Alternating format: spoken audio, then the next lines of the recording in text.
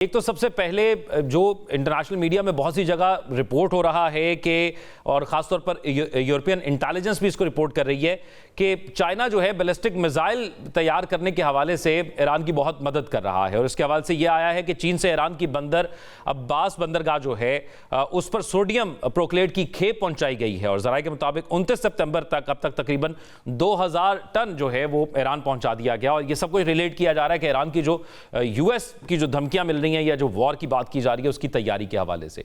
तो आप कैसे देख रहे हैं कि जो ईरान के साथ इत्तेहादी हैं उनका रोल इस वक्त जो प्रिपरेशन ईरान की है वॉर के हवाले से उसमें?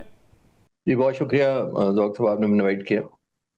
देखिए, बुनियादी तौर पर चीन अभी नहीं शुरू कर रहा। मुझे ये काफ़ी इंफॉर्मेशन मिली है मुख्तलिफ सोर्सेज से कि चीन तकरीबन जब जून का हुआ था इनका वाक़या इंसिडेंट, जो सारी वॉर हुई थी, उसके बाद से चीन सपोर्ट कर रहा है। रशिया भी सपोर्ट कर रहा है। बहुत सारे ट्रांसपोर्ट और जो कार्गो गुड्स हैं वो आए हैं ईरान के अंदर, और वो क्या लेकर आए हैं उसमें ऑल्दो स्पेकुलेशन है, बट ये दो तीन चीजें मैं अपने रिसर्च की बुनियाद पर कह सकता हूँ। एक तो ड्रोन्स बहुत ज्यादा ऐड किए हैं अपनी आर्सनल में ईरान ने, नंबर वन। एक सरफेस टू एयर मिसाइल्स की है, HQ-9B। एक स्पेकुलेटेड है कि इनको जो सरफेस टू एयर मिसाइल है जो बहुत पोर्टेंट है वो हैंडओवर किया गया है। और ये सारे होने का सबसे ज्यादा एडवांटेज जाहिर है, आपने नोट किया होगा, उनका एयर डिफेंस बीफ अप होगा। क्योंकि जो जून 2025 में वाकयात हुए थे तमाम, वो ईरान के हक में ज्यादा इसलिए भी नहीं जा सके थे कि एक तो उनकी एयरफोर्स कमजोर थी, और दूसरा उनका जो सरफेस टू एयर जो इंटरसेप्ट करने वाला मिसाइल सिस्टम था वो नाकारा बना दिया गया था, और जाहिर है बहुत ज्यादा सप्रेशन कर दी गई थी एयर डिफेंस को। अब चीन एक्टिवली पार्टिसिपेट इनडायरेक्टली जाहिर है जरूर कर रहा है, रशिया ने भी किया है। यहां तक कहा जा रहा है कि S-300 जो surface to air weapon missile है वो भी इस दौरान रशिया ने उसको दे दिया है। जो सरप्राइज एलिमेंट है वो उसी की वजह से, मेरा मानना ये है कि ये जो कॉन्फ्लिक्ट है, अमेरिकन प्रेसिडेंट जो हमला नहीं कर रहे, उसकी एक वजह यही है कि वो सही मानों में रीड कह लें या मैप नहीं कर पा रहे उस सिनेरियो को जब ये अनफोल्ड होगी, और ईरान के पास कौन कौन सी ऑप्शंस होंगी।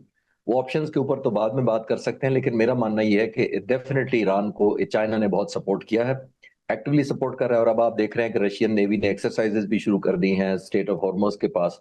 तो ये सिग्नलिंग ही है, पोस्चरिंग है दोनों मुल्कों की तरफ से, चाइना और रशिया की तरफ से। अमेरिका क्योंकि बहुत करीब मौजूद है तो जाहिर है एक एलिमेंट ऑफ सस्पेंस है, हाइप है, और एक पोस्चरिंग जाहिर करती है कि वो क्या करेंगे और वो क्या करेंगे। लेकिन देखने को ये हम टाइम बताएगा कि कौन सी ऑप्शंस इस्तेमाल करता है और उसके बाद क्या क्या स्ट्रैटेजी है, वो अलग बात कर सकते हैं। अच्छा उस्मान वड़ाई साहब, जिस तरह अभी चिश्ती साहब भी कह रहे थे कि ये रिस्पॉन्ड करेगा ईरान और एक सरप्राइज कर सकता है, तो आपको लगता है कि ईरान की इस वक्त कैपेसिटी है, जिस तरह उसने 2025 के अंदर सरप्राइज किया था, इस बार भी वो भरपूर सरप्राइज करने की तैयारी कर चुका है? और अगर करेगा तो किस किस तरह करेगा? जी डेफिनेटली, क्योंकि न्यूक्लियर जो एनरिचमेंट है उसके ऊपर तो ईरान काफी हद तक जो है वो लेवरेज दिखा रहा है, वो जीरो एनरिचमेंट के लिए भी तैयार है। लेकिन मसला है वो बैलिस्टिक मिसाइल्स के स्टॉक पाइल का, जो कि मीडियम और लॉन्ग रेंज उनके मिसाइल्स है। तो यहाँ के ऊपर हम देखते हैं कि जो ईरान है वो असर्ट कर रहा है, वो बिल्कुल भी दीवार के साथ लगना नहीं चाहता। क्योंकि डोनाल्ड ट्रंप जो है वो एक ताकत के साए के अंदर जो है वो मुज़ाकरात करने के आदी हैं, ये नेगोशिएटिंग टैक्टिक है उनका। वो चाहते हैं किस तरीके से लेवरेज हासिल किया जाए। लेकिन हम देखते हैं कि जो ईरान है वो स्ट्रैटेजिक डिफाइंस जो है उसके साथ सामने आ रहा है। उन्होंने 6 फरवरी के मुज़ाकरात के पहले राउंड के अंदर खुरम जो शहर है उसके लॉन्ग रेंज मिसाइल जो है उसको डिप्लॉय किया। और अभी जिस तरीके से वो कह रहे हैं ये हमारी रेड लाइंस हैं, क्योंकि उस जो जंग थी जून के महीने के अंदर, हमने देखा कि पूरा उनका सिस्टम जो है वो डिसमेंटल कर दिया गया। उसके बावजूद कि उनकी टॉप टीयर जो एलिमिनेट कर दी गई थी, उन्होंने डीप जो है इसराइल के अंदर जाके हाइफा और तेल अवीव को हिट किया। तो मेरे ख्याल में डोनाल्ड ट्रंप जो है अभी तक रैशनल जो है वो नहीं इसका बता पाए अमेरिका के अंदर मेगा बेस को।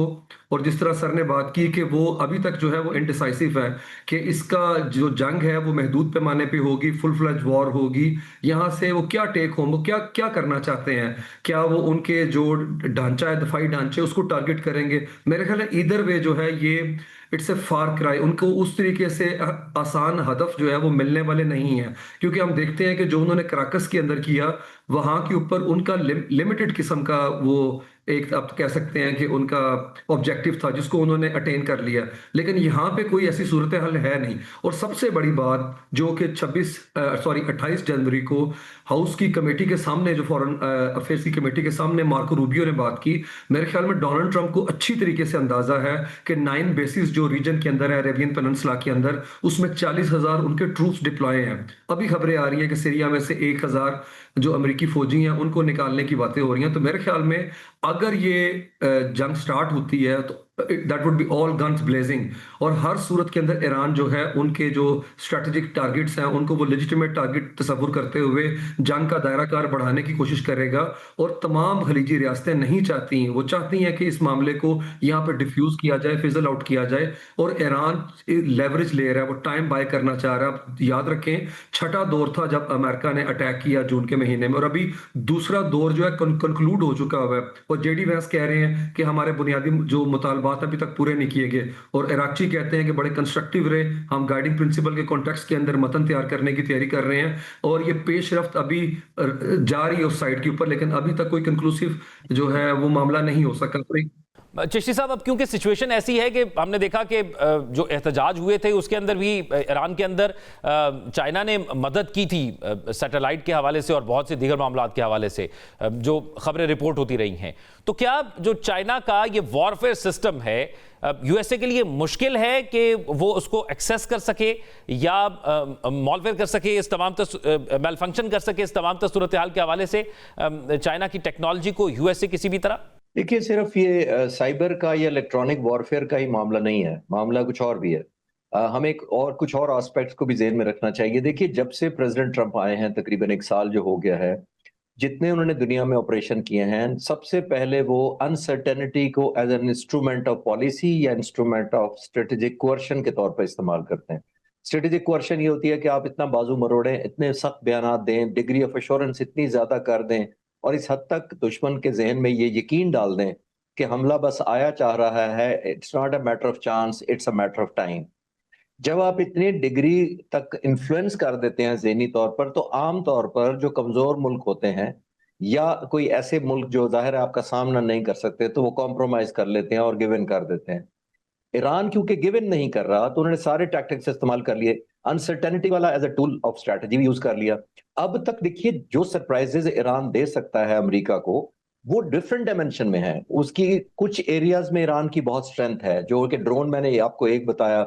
उनका ये एक और स्ट्रैटेजी ये पॉसिबल हो सकती है कि वो सैचुरेशन ऑफ सी कर देंगे अपनी गन बोट्स के साथ, जो इनके पास हैं, हंड्रेड्स में हैं पासदारान इनकलाब के पास, और वो मल्टी डायमेंशनल अटैक करें किसी एयरक्राफ्ट कैरियर के ऊपर सरफेस से, एयर से ड्रोन फायर करें मल्टी हंड्रेड्स में, और अंडरग्राउंड उनके पास एक सबमरीन है, डीजल सबमरीन, जो सतह समंदर की जो कम डेप्थ होती है उसके लिए बड़ी सूटेबल है। क्योंकि अमेरिका के पास यहाँ न्यूक्लियर सबमरीन है, जो न्यूक्लियर सबमरीन को ज्यादा डेप्थ चाहिए होती है समंदर के अंदर, जिसका मतलब है स्टेट ऑफ हॉर्मज के करीब आने के लिए उनकी जो सबमरीन है अमेरिका की, वो सूटेबल नहीं है। तो 3 डायमेंशनल वो थ्रेट पैदा ईरान कर सकता है। अब इसी वजह से अमेरिकन, एक तो जैसे मैंने कहा कि जब अमेरिका जैसा मुल्क हमला करने आता है, और ये मैं आपको बताता चलूं कि 2003 में जब इराक के जब टेक ओवर किया था इन्होंने, जब सद्दाम हुसैन को हटाया था 2003 के बाद 22 साल पे, ये उससे ज्यादा डिप्लॉयमेंट हो रही है, और ये पहली दफा इतने साल में इतनी डिप्लॉयमेंट हुई है, इतनी मैसिव। जब आप इतनी डिप्लॉयमेंट करते हैं तो आपने जरूर अपने लोगों को वॉर ट्रॉफी तो वापसी पे दिखानी होती है कि हमने 2 एयरक्राफ्ट कैरियर किए, डिप्लॉय किए, जिसमें 75 जहाज एक में थे, इंक्लूडिंग F-35, फिर F-18 था, E-2C हॉकाय था, फिर हमने दूसरा जॉर्ज फोर्ड जो एयरक्राफ्ट कैरियर जिसने वेनेजुएला को घेरा हुआ था उसको बुला लिया, उसके भी तकरीबन 50-60 जहाज उसमें आते हैं। तो हमने कोई 150 जहाज ऑलमोस्ट इकट्ठा कर लिया। क्या किया फिर हमने? और अगर वो अटैक कर देते हैं तो उनको एक वॉर ट्रॉफी चाहिए अपने लोगों को दिखाने के लिए, इंटेंजिबल पे नहीं होता। जिस तरह का जून में था, जून में उन्होंने कहा जी हमने मलिया मेड कर दिया, हमने न्यूक्लियर प्लांट को 30-40 साल पीछे धकेल दिया। वो किधर गया? आप तो 6 महीने बाद वापस आ गए न्यूक्लियर पे बात करने के लिए। तो आपको एक मेजरेबल टर्म दिखानी होती है, जो मेरा ख्याल है एक डिसाइसिव फैक्टर है अमेरिकन प्रेसिडेंट के लिए। हमला करें या ना करें, बहुत जल्दी हमला करते हैं, जो कि अब नहीं हुआ, जो कि डिले हो गया, तो वो प्री मेच्योर होना था और शायद उनको ज्यादा हिट बैक हो जाता। और अगर बहुत लेट करते हैं तो पूरे इनके डिप्लॉयमेंट में और वो जो खौफ तैदी करना है उससे उससे हवा निकल जाती है या स्टीम निकल जाती है। तो ये डिलेमा है जिसकी वजह से लेट हो रहा है सारा।